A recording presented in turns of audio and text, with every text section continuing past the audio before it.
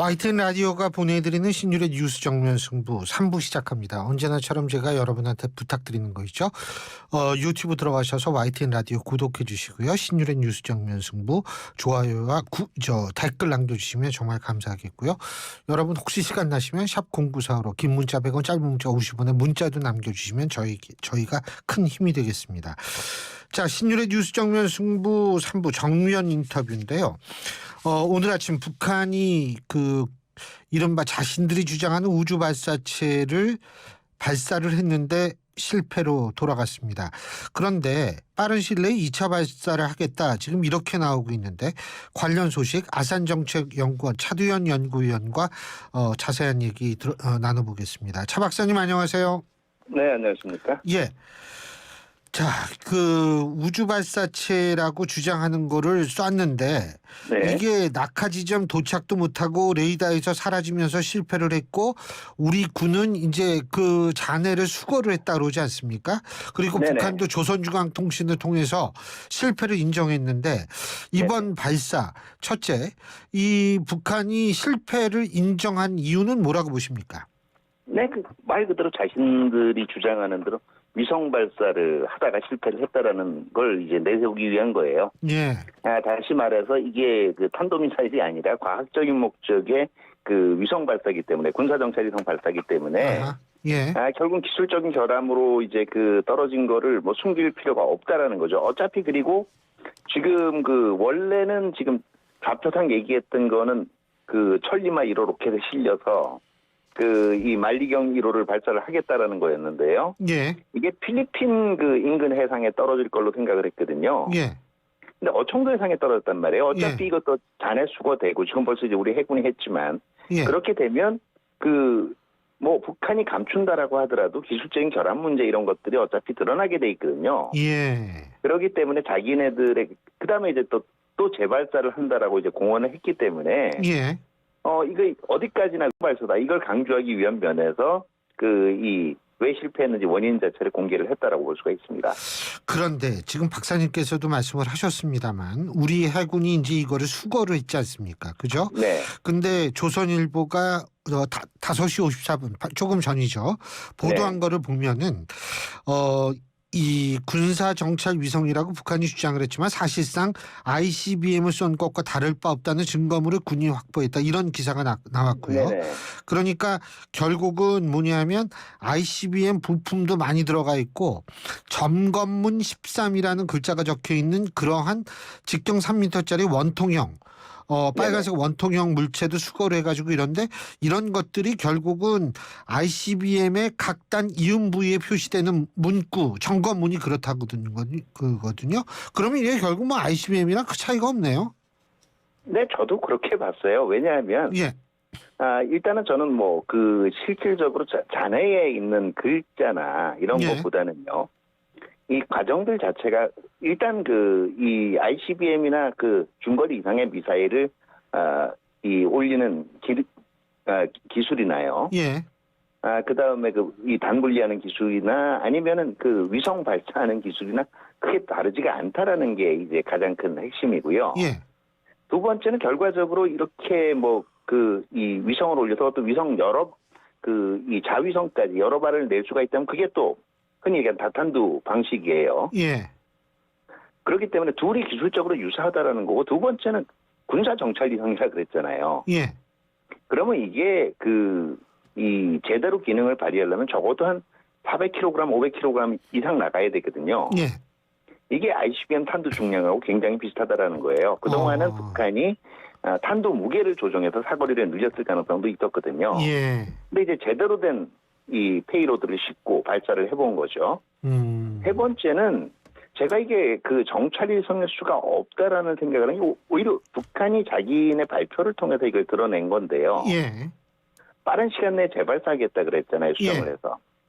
그런데 일반적으로 정찰위성을 올리는 거라면 지상 발사 단계에서 오류가 발생을 해가지고 만약에 지금 발사가 중지가 된 거면은요. 예. 위성은 남아있겠죠. 예.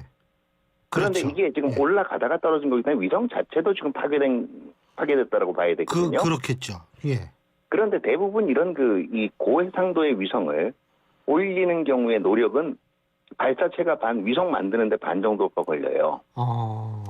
이거를 빠른 시간 내에 지금 무슨 의미로 빠른 시간이라고 얘기했는지는 모르겠지만 예. 그렇게 뚝딱뚝딱 만들어낼 수 있으면 이게 정찰위성이라고 보기가 힘든 거죠. 그렇죠. 예. 근데요, 지금 일각에서 얘기 나오는 게 북한이 원래 6월 달 정도에 발사한다. 뭐 네네네. 이런 얘기를 했는데 이게 네. 5월 31일 날 발사를 한 거 보면 상당히 서둘렀다. 결국 이게 실패한 거는 서둘렀다는 것도 좀 이유가 될 수 있다. 이런 분석들이 있거든요. 네, 왜? 정보기관들은 예. 그렇게 보고 있죠. 정보기관들의 경우에는 지금 일단은 무리하게 경로 수정을 하다가 지금 발사 실패를 한 것도 있고요. 예. 왜 이렇게 이제 빨리 발사했느냐. 글쎄요. 그것도 지금 이 대외적으로 공지된 시간에 바로 첫날 발사를 한 거거든요. 예. 그래서 흔히 이제 우리가 발사한 누리호 성공에 대한 예. 일종의 경쟁 심리가 아니겠느냐 하는 것도 있었고요. 저는 거기에 대해서 두 가지가 하나는 수령의 얘기가 지켜진다라는 이 정치적 의미에 무게를 두지 않았나 하는 생각이에요. 왜냐하면 그동안 북한이 2021년 1월에 예. 8차 노동당 대회 때 무기체계 개발 5개년 계획을 얘기를 하고 그게 비교적 일정대로 착착 진행되는 그걸 북한 주민들한테 보여주었단 말이에요. 예. 그리고 작년 연말에 제8기 6차 노동당 전원회의에서 원래는 4월에 정찰위성 발사하겠다라고 얘기했거든요. 4월경에. 예. 근데 벌써 지금 6월이 되면 벌써 한 2달 정도 늦어지게 되는 거잖아요. 면이 안 서는 거거든요. 그렇죠. 5월 말에 쏘게 되면 어쨌든 기간상으로는 딱 한 달 정도 차이 나는 거 아니겠습니까? 그렇죠. 예. 그러기 때문에 아마 거기 수색했을 가능성도 있고 마지막 원인으로 제가 추정을 하는 건 어떻게 보면 북한이 거의 불가사의할 정도로 로켓이라든가 즉 탄도미사일이죠. 탄도미사일이라든가 아니면 다른 무기 개발에 있어서 상당히 다양한 기술적인 발전을 보였단 말이에요. 예. 그러면 이게 상당 부분 어떻게 보면 북한 과학기술자들도 계속 실적의 부담을 가지고 있거든요. 아하. 김정은은 계속 개척을 더 찬란한 실적을 요구를 하는 거고요. 예. 그럼 알게 모르게 지금 북한같이 이 정보의 특히 수령을 중심으로 정보의 장막이 형성되어 있는 체제에서는 허위 보고도 만연할 가능성이 있어요. 그러니까 결국 북한의 실제 능력보다는 좀 부풀려가지고 김정은이 기대하고 있는 것이 훨씬 더 큰 거죠. 그게 이번 발사 실패로 연결되지 않았냐 하는 추정도 가능합니다.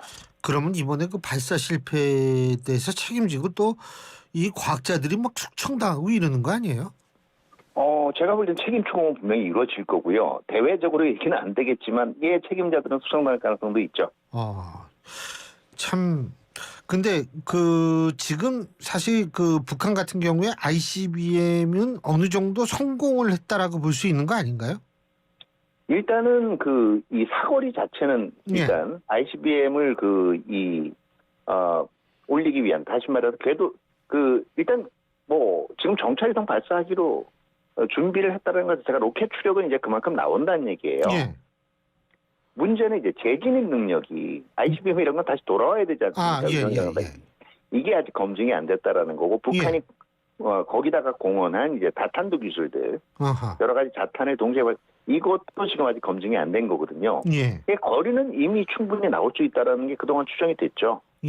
그것도 다만 이제 지금 이 위에 있는 페이로드 다시 말해서 탄도 부분에 있는 무게가 정상적인 탄도 무게에 가깝게 실린 거냐 아니냐에 대해서는 여러 가지 이 전망들이 있었지만 어쨌든 이번에 만약에 정찰위성이 성공을 했다면 이제는 정말 ICBM급의 페이로드를 올릴 수 있는 이 엔진 성능도 그렇고 거리는 확보가 됐다라고 볼 수가 있었겠죠. 그리고 이 북한이 말이에요. 추가 도발 가능성도 예고를 했는데 다양한 정찰 수단들을 시험할 예정이다. 박사님, 우리가 예상할 수 있는 게 어떤 도발이 있을까요? 무인기도 또 있을 거고요. 무인기? 예. 그리고 이 다양한 정찰 수단이라는 거는 실질적으로 실험하겠다라는 것도 있지만 선전적인 의미도 있다라고 봐요. 그러니까 북한이 그동안 한미에 비해서 가장 딸리는 것 중에 하나가 이 첨단 정보 능력이거든요. 다시 말해서 이렇게 사람의 눈으로 확인하는 게 아니라 무인기라든가 아니면 정찰 위성이라든가 이런 것들이란 말이에요. 그런데 이제 지금 현대전에서는 상대방의 움직임을 먼저 보는 게 상당히 중요하거든요. 북한도 이제 그 능력을 갖추겠다라고 얘기를 했던 거고 그렇기 때문에 이제는 군사 정찰 이동도 가지겠다라고 얘기를 한 겁니다. 먼저 볼 수 있는 능력을 가지겠다라는 거거든요. 상대방의 군사 태세에 대해서. 예. 그렇기 때문에 군사 정찰 이동이 필요했죠. 근데 실질적으로 이번에 올라갔다라고 얘기를 하더라도, 그리고 이게 흔히 군사 정찰 이동한테 요구되는 거의 정지 궤도라고 얘기하죠. 다시 말해서 지구 그 자전 속도하고 거의 비슷한 고고도에 올라가 있는 그런 정도의 위성을 올린다라고 해도요, 한 대만 가지고는 정보 능력이 한계가 있거든요. 그렇기 때문에 북한도 여러 개 올리겠다라고 한 거죠. 어쨌든 이제는 북한도 김정은 시대 들어서 하고 있는 거는 뭐 재래무기든 핵무기든 첨단을 자꾸 자기네들 따라가고 있다는 인상을 주려고 하고 있거든요. 예. 그런 연장선상에서 정찰 이동도 지금 시도도 나오지 않았나 생각을 합니다. 근데 그 뭐 첩보용 뭐 정찰 뭐 다 좋은데 문제는 북한의 기술력으로 예를 들면 고해상도 있지 않습니까? 뭐 지상에서 1m 이하의 물건을 식별한다든지 뭐 이런 거 있지 않습니까? 3m라 그러죠. 3m 뭐 안팎 뭐 이런 거 있지 않습니까? 네네. 그런데 그런 기술을 북한이 가지고 있을까요? 그게 조금은 저도 지금 그동안 북한이 올렸다라는 그 언필친 위성들을 보면 예. 일단 단순 전파 신호만 보내는 거였거든요. 근데 보통 다른 나라들에서 우리도 그렇지만 위성을 개발하는 단계를 보면 처음에는 단순한 그 전파 신호에서 그 다음에 이제 그 좀 더 복잡한 신호들, 예. 그 다음에는 이제 지금 얘기되는 이제 이 화면들 자체 해상도가 높은 사진까지도 찍어낼 수 있는 이런 쪽으로 점진적으로 발전을 하고 있는데, 북한이 그동안 보여준 위성이라는 거는 지극히 단순한 위성들이었단 말이에요, 기능에. 그러니까 그 중간 단계를 실험을 안 해보고 갑자기 군사정찰, 정말 고해상도의 군사정찰 이상을 완성할 수 있는 능력이 되느냐 안 되느냐에 대해서 의문이 있었죠.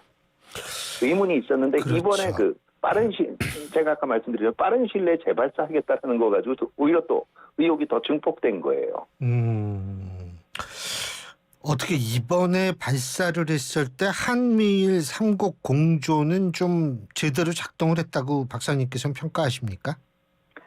지금 삼국 공조가 초보적으로 나오고 있고 지금 실시간 정보 공유 얘기가 되고 있지만은 예. 이번에 그렇게 발빠르게 공조가, 지금 우리가 정보 공조는 하자 그러면은 곧바로 그 다음날 정보가 왔다 갔다 하는 것처럼 생각을 하는데요. 예. 이것도 정보 교환 통로라든가 그 다음에 정보를 공유할 수 있는 하드웨어들이 있어야 돼요. 어떤 수단을 통해서 공유할 것인가. 예. 그렇기 때문에 아직은 본격 가동되지는 않았지만 이번에 이제 그 정찰위성 발사 시도를 이 계기로 더 시간이 좀 당겨지지 않을까, 이렇게는 생각을 해볼 수가 있죠.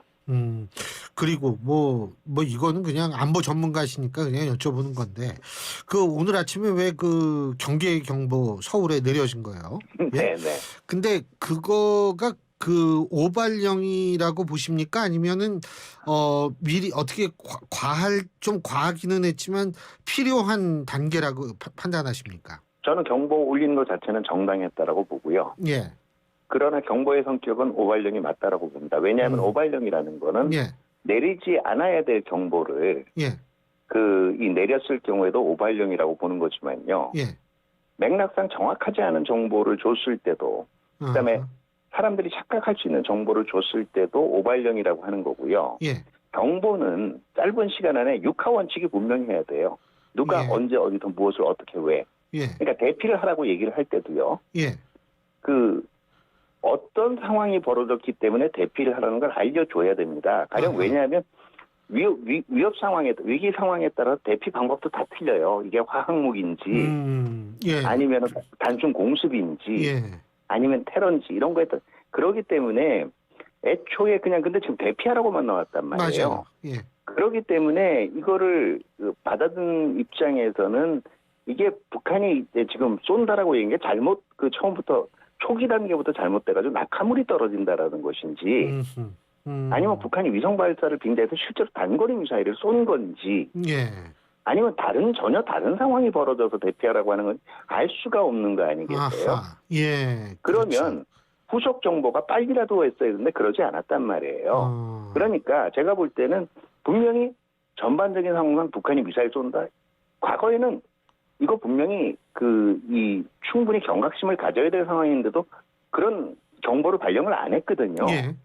그거는 긍정적으로 볼 수가 있어요. 분명히 거기도 그러니까- 경각심은 가져야 돼요. 그러니까 경제 경보를 느린 거는 잘한 것이지만 예, 그런데 내용이 그런 데는 문제다 정보가 이거죠. 정확했어야 된다는 예, 거죠. 예, 왜? 내용이 문제라는 거죠. 예. 이게 하다못해서 북한 위성 발사 상황 때문에 미사일 발사 상황 때문에 그렇다든지 아니면 다른 예. 상황이란 그렇기 때문에 대피 준비를 하라고 얘기를 했어야 혼란이 방지될 수 있다라고 보는 거거든요. 예, 알겠습니다. 차 박사님 오늘 말씀 잘 들었습니다. 고맙습니다. 네, 감사합니다.